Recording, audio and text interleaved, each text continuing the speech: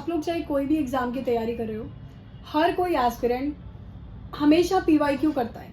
PYQ पढ़ना बहुत ज़्यादा ज़रूरी होता है। The reason behind doing PYQ is कि पीवाईक्यू हमें बताता है कि यार एग्ज़ाम का पैटर्न कैसा है, क्या क्वेश्चंस आते हैं, कितने सब्जेक्ट के कितने क्वेश्चंस बनते हैं। तो हमें कहीं ना कहीं पैटर्न ट्रेंड सब समझ आता है, तो इसलिए हम लोग पीवाईक्यू एनालाइज करते हैं।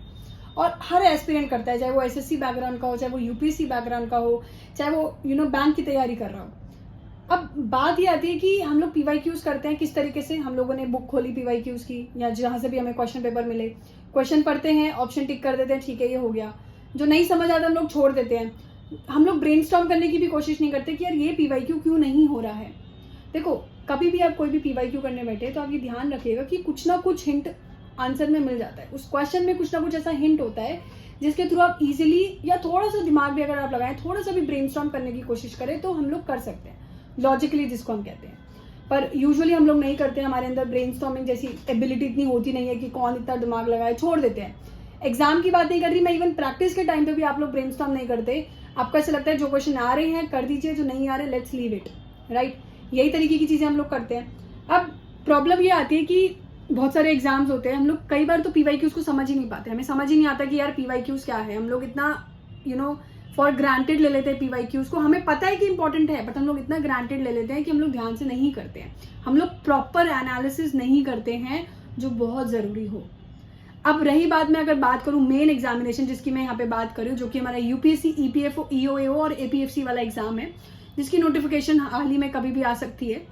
उसमें भी अगर मैं बात करूं तो बहुत सारे एस्पिरेंट्स हैं, अराउंड 5 लाख से ऊपर होंगे एस्पिरेंट्स जो इस एग्जाम को अपीयर करेंगे इस एग्जाम में। बट आप देखेंगे कि कंपटीशन बहुत कम होता है।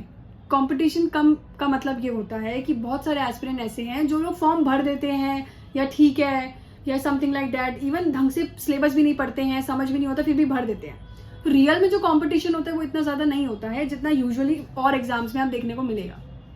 यही एक प्लस पॉइंट है।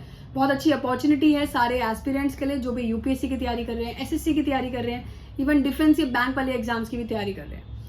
अब बात ये आती है कि पीवाईक्यू एनालिसिस कैसे करें, क्योंकि मैं इतनी देर से पीवाईक्यू डिस्कशन कर रही हूँ।